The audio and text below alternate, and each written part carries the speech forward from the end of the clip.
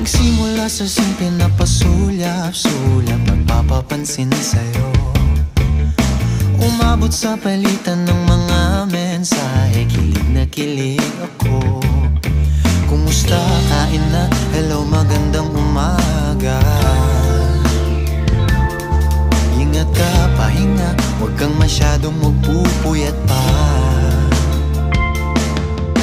Naramdaman ng puso na dahan-dahan akong nahuhulog sa'yo. Sa kada araw natin na pag-uusap, meron nang